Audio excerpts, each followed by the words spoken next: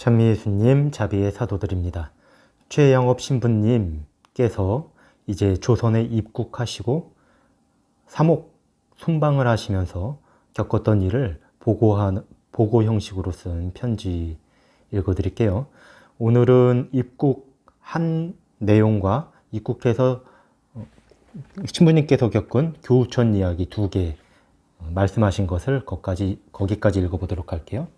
7번째 서한 예수 마리아 요셉 도안골에서 1850년 10월 1일. 도안골 성지를 제가 갔었는데 갔다는 것만 기억이 나고 머리에 기억이 안 나네요. 1850년 10월이면 저번 편지하고 1년 6개월 정도 차이가 나는 것 같아요. 1년 반 정도.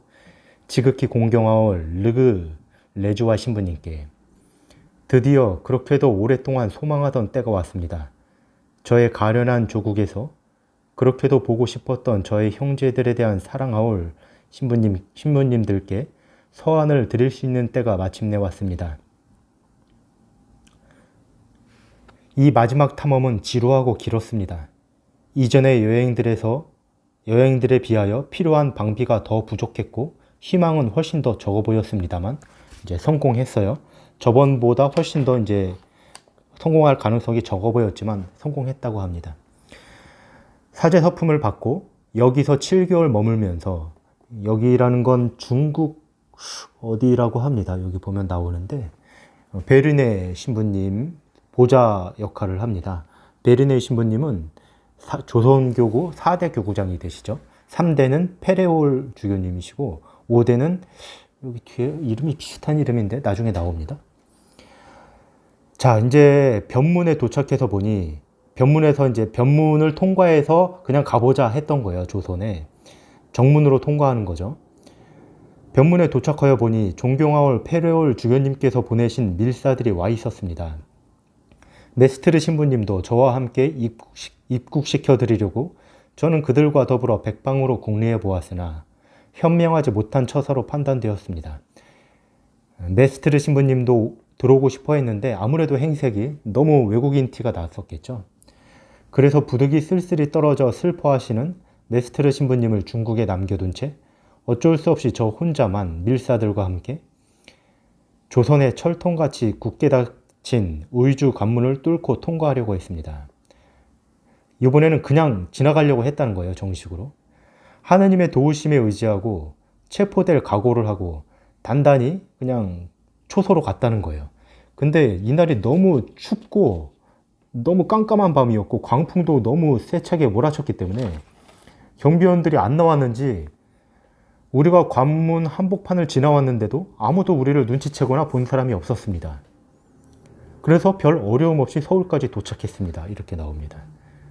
서울에서 하루 묵고 나서 페레올 주교님을 뵈러 가려고 했는데 다빌리, 여기 나오네요. 이분이 5대 교구장님이시죠.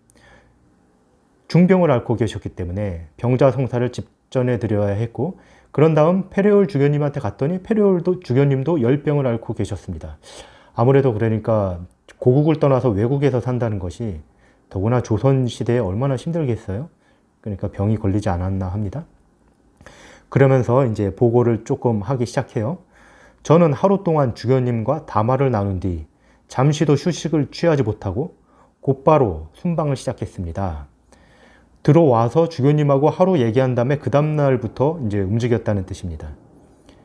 6개월 동안 5개의 도를 살펴보았습니다. 2군데에서만 약간의 위험을 겪었습니다. 그것을 이제 말씀하고 계세요. 한 곳에서는 어떤 작은 마을에 여교우 3명만 있었는데 외교인인 부모님들과 남편들과 함께 역시 외교인들 집에서 살고 있었습니다. 저는 그들을 방문하려고 미사 가방을 챙겨가지고 복사를 데리고 저녁 무렵에 아주 초라한 집에 가서 머물렀습니다. 그 마을 사람들은 제가 그 집에 들어가는 것을 보고 서양 사람인 줄로 의심하여 즉시 마을 이장에게 달려가 알렸습니다. 마을 이장은 그날 밤에 저를 잡아주길 의논을 하자고 그 마을의 모든 연장자를 소집한다고 발표했습니다. 우리는 저들의 소나기에 들어있었고 도망칠 수도 없었습니다. 온 마을이 우리를 감시하고 있었으므로 우리가 도망을 친다면 우리에 대해서뿐 아니라 우리가 묵었던 그 집에 대해서도 마을 사람들이 화를 낼 것이기 때문에 도망가지 않고 복되신 동정 마리아의 보호 아래 온전히 맡기고 집에 머물렀다는 겁니다. 외교인들의 고함 소리에 조금도 개의치 않는 체 하면서 이제 그런 채 했다는 거죠. 밤새도록 저들이 쳐들어오는 것만을 대비하고 그곳에서 꼼짝도 하지 않고 버텼습니다. 그러나 저들의 의견이 서로 엇갈려 우리가 마침내 그 마을을 떠나는 것을 그냥 내버려 두었습니다.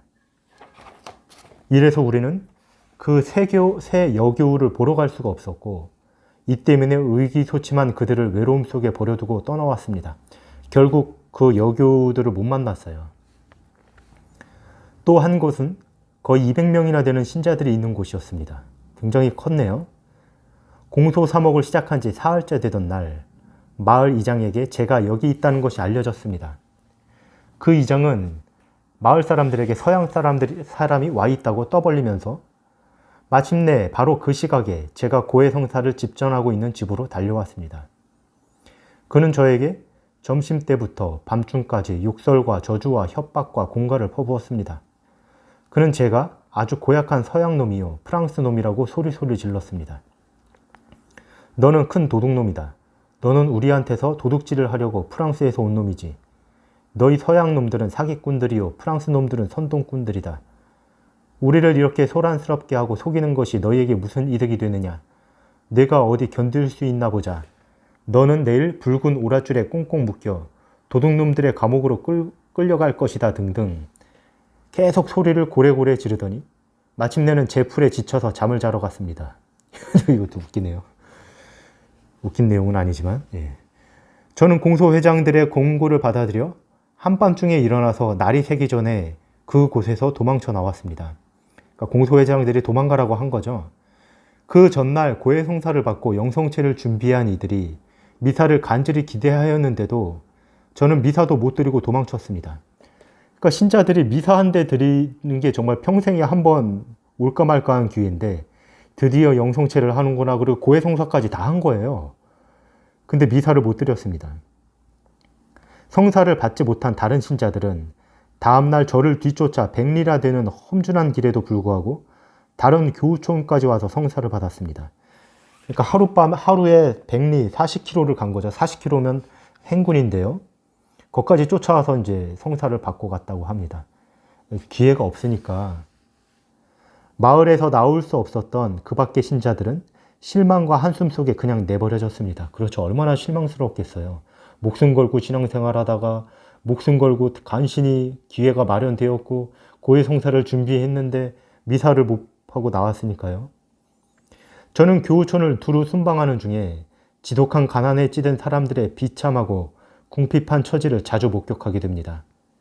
그럴 때마다 저들을 도와줄 능력이 도무지 없는 저의 초라한 꼴을 보고 한없이 가슴이 미어집니다.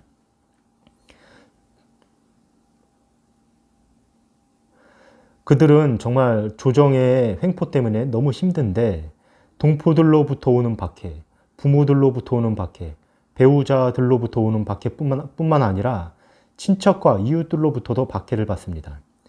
그들은 모든 것을 빼앗기고 험준한 산속 골짜기로 들어가 이루 형언할 수 없이 초라한 운막을 짓고 2년이나 3년 동안만이라도 마음 놓고 편안히 살 수 있다면 그것만으로도 행복하다고 여기고 있습니다. 그러니까 가난은 둘째치고 집 같지 않은 그냥 운막을 짓고 거기서 그냥 마음만이라도 편하게 2, 3년만 지내도 행복하다고 여긴다는 거예요. 그럴 상황도 아니라는 것이죠.